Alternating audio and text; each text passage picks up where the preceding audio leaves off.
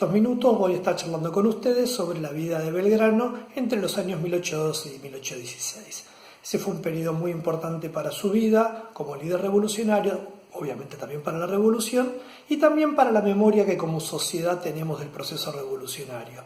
Basta pensar en algunos acontecimientos que Belgrano protagonizó en ese periodo: la creación de la bandera, el éxodo jujeño, la batalla de Salta y Tucumán, su encuentro con San Martín, la declaración de la independencia, el proyecto de creación de una monarquía incaica. Ahora bien, para poder entender tanto esto como otros acontecimientos del proceso revolucionario, resulta necesario tener presente tres dimensiones: la local, la americana y la europea, y más precisamente dentro de la europea, la referida a España, la monarquía española. En 1812 la revolución estaba atravesando una situación crítica. El territorio alto peruano, es decir, la actual Bolivia, había sido ocupado el año anterior por las fuerzas enviadas de Perú. Paraguay se había autonomizado y Montevideo seguía en manos de las fuerzas que eran leales a las autoridades metropolitanas, y eso le permitía tener un control de los ríos. Por su parte, había grandes diferencias internas entre la dirigencia revolucionaria y también había resquemores de algunos pueblos contra el triunvirato.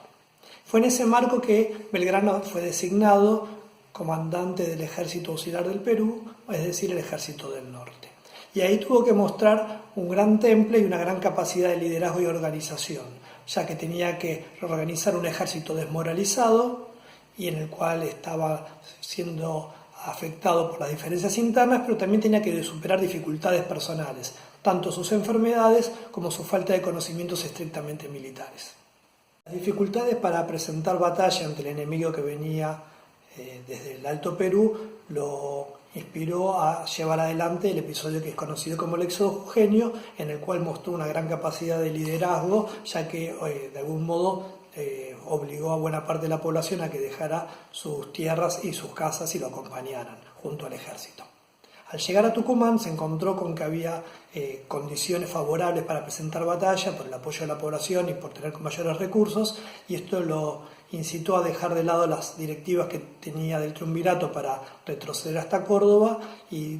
fue de ese modo que el 24 de septiembre de 1812 se produjo la batalla de Tucumán, que fue un triunfo importantísimo para las armas de la revolución, ya que puso límite al avance de las tropas enemigas que venían desde el Perú y el Alto Perú.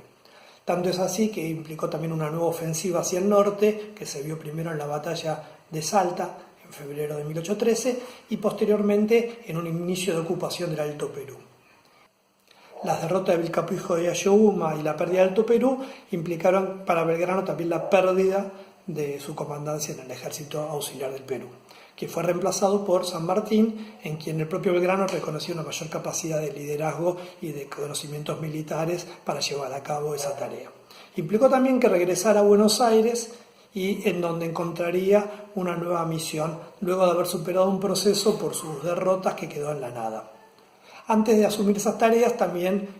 tuvo conocimiento de una noticia que sería muy importante en su vida, ya que había tenido un hijo con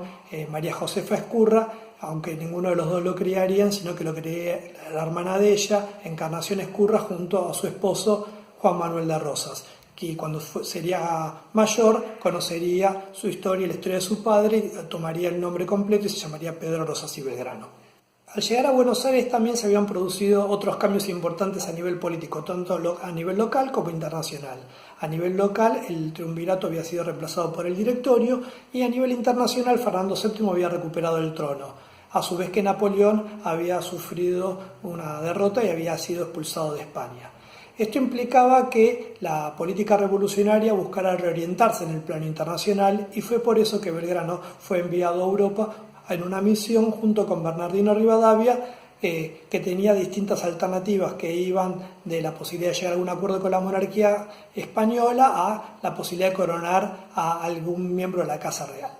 Cuando regresa de su misión a Buenos Aires a comienzos de 1816, el panorama de la revolución era nuevamente muy complicado. En el plano internacional, ya la derrota definitiva de Napoleón había implicado una restauración del absolutismo en Europa y particularmente en España.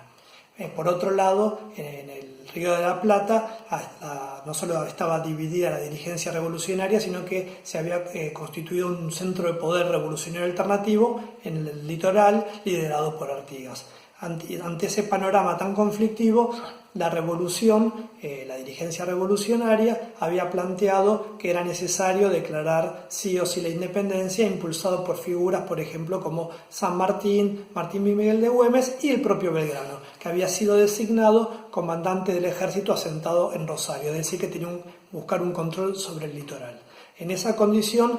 cumplió un papel muy importante también a nivel político y fue convocado por sus conocimientos a Tucumán para que informara sobre el estado de Europa y sobre su proyecto tan particular de coronar a un inca. Porque el Congreso de Tucumán tenía el propósito de declarar la independencia, que la declaró el 9 de julio, pero también de sancionar una constitución. Y eso implicaba decidir si el territorio rioplatense iba a tener una forma de gobierno republicana o monárquica, si iba a tener un gobierno más centralizado o con los pueblos con mayor poder. Y eso es en parte lo que no quedó resuelto hasta varios años después. En ese marco, la propuesta de Belgrano era que se coronara un descendiente de los incas, lo cual garantizaría por un lado la unidad y la legitimidad y por otro lado daría el apoyo de los pueblos indios. Abarcando un área muy extensa que incluía el sur de Perú y el Alto Perú.